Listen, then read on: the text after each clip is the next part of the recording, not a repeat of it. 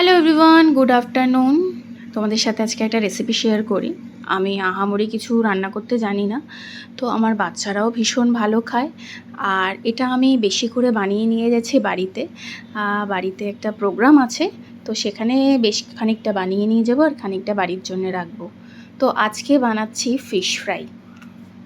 সেটা তার জন্যে আমি দেখো ভেটকি মাছের এইগুলোকে কিনে নিয়েছি। কিনে সেটা ভালো করে ফ্রিজ থেকে বার করে জল ঝরিয়ে রেখে দিয়েছিলাম, এবং তার মধ্যে একটু লেবু, যেহেতু ভিনিগার আমার ছিল না, ভিনিগারের বদলে আমি লেবু দিয়েছিলাম, গোলমরিচ আর নুন দিয়ে ভালো করে ম্যারিনেট করে নিয়েছিলাম। ফার্স্টে এক পিঠ করেছিলাম ভালো করে মাখিয়ে, তারপরে নেক্সট আবার মাছটাকে উল্টে সেম প্রসেসে আবার ওই দিকটাকেও মাখিয়ে ভালো করে ওই আধ ঘন্টা মতন রেখেছিলাম, আর পিস পিস করে কেটেও নিয়েছি।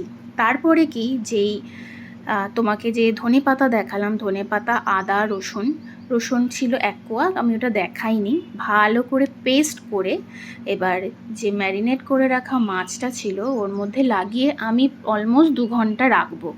কারণ যত ভালো ম্যারিনেশন হবে না, তত ভালো তোমার এই ফিশ ফ্রাইটা খেতে দুর্দান্ত টেস্টি হবে।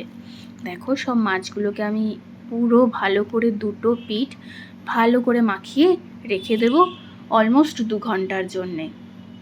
এতে কিন্তু মাছটা খেতে টেস্টি হবে। এইবার আরেকটা জায়গাতে আমি ডিমটাকে ফেটিয়ে নিয়েছি, তার মধ্যে নুন দিয়েছি, একটু গোলমরিচ দিয়েছি, আর এই সাইডে ব্রেড ক্র্যাম্পের মধ্যেও আমি কিন্তু নুন গোলমরিচ দুটোই দিয়েছি। তাহলে নুনের পরিমাণটা ভালো থাকে, কারণ আলাদা করে তো আমি মাছকে সেরকম কিছু নুন মাখাইনি, শুধু ম্যারিনেশনের টাইমে একটু একটু করে নুন দিয়েছি।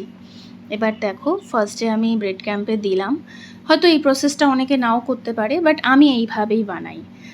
তারপরে ডিমে চুবিয়ে আবার ব্রেড ক্র্যাম্পে ভালো করে বসিয়ে ভালো করে চারিদিক থেকে ট্যাপ করে সেটা একদম ফিশ ফ্রাইয়ের মতন, ফিশ ফ্রাইয়ের মতন চারদিক চারকোনা হয়নি, এবড়ো খেবড়ো হয়েছে। যাই হোক করলাম। আর দেখো সব আমার রেডি হয়ে গেল, খানিকটা ঘরের জন্য রাখবো আর খানিকটা বাপের বাড়িতে নিয়ে যাব আগামীকাল। চলো এবার ভেজে নিই, দেখা যাক কেমন খেতে হয়েছে। দুর্দান্ত কিন্তু খেতে হয়, যাই বলো তাই বলো। আর আজকালকার বাজারে একটা ফিশ ফ্রাইয়ের দাম কিন্তু 200 টাকা বাজারে, আর সেখানে আমার এই সবকটা মাছ দিয়ে আর না হলেও প্রায় 16টা মতন ফিশ ফ্রাই বেঁচে গেছে। এবার খালি ভাজবো আর খাবো।